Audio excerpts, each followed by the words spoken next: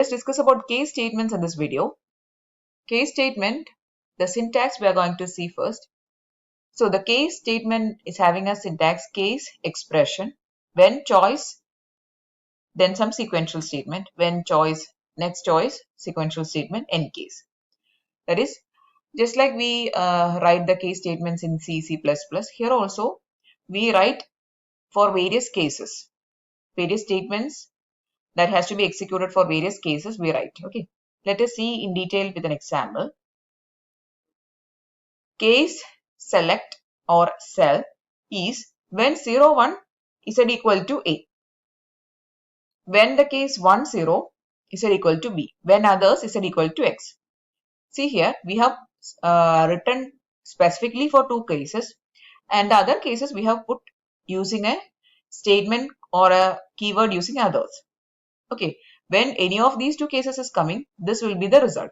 But other than this, if any case is coming, then X value will be stored to the variable Z.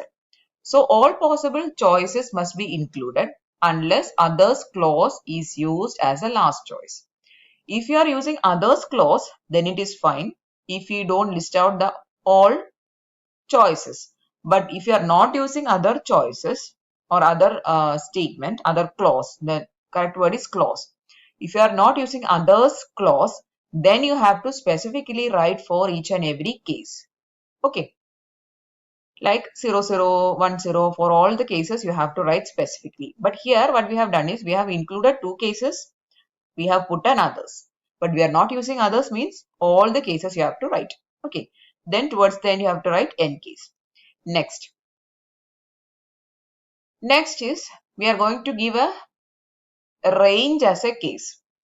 See here, case int A, that is a case name. Then when 0, this is the statement. Then when 1 to 3, from 1 to 3, this will be the case.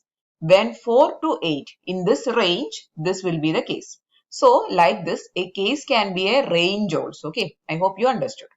When others, again, when we are using others clause, and when we again write some other statements. Okay, so here the difference from the previous example is that in this example, we are not just writing one value as a case, but we are defining a range as a case. In this range, this will be the value of Z. Okay, I hope this is clear. Next one. The choices may not overlap. Now let us see the overlapping case here. See, when 0, you are assigning A to the Z. Then when 1 to 3, in the range from 1 to 3, Z is B. But we are writing the next choice as 2 to 8. The 2 is actually coming in 1 to 3, right? 1, 2, 3. So the 2 is actually true in this case also. Then we are again writing 2 for next case. So that is an illegal thing.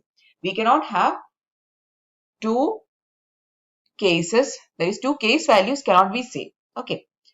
So this is actually illegal because 2 is actually coming here also. Here also you can write. So this choices cannot overlap. Next one.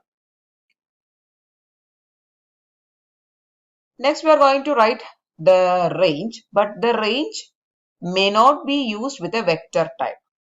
Case vector is or vec is when 0002 to 001 is assigning a value A. That is illegal. Here we are defining a range, but the range is a vector. See here this 000, that is a vector, to a 010, that is again a vector. So that case or this range when we are defining, see, if you define the range like this, that is from integers 1 to 3 or 2 to 8, these are integer values. That is fine, but we cannot use this vector type of ranging, okay, as a case or clause for the case, okay, or as the choices of the case. So this is illegal, okay. So in this video, we have discussed about the case statements that we use in VHDL coding. I'm really hoping that you got a very clear idea about the case statements. So we are actually doing first these statements, case statement, process statement, if, for, while, all these things we will discuss. Then we'll start to move to the programming side. Okay, so we'll try to cover mostly all important topics of VHDL coding.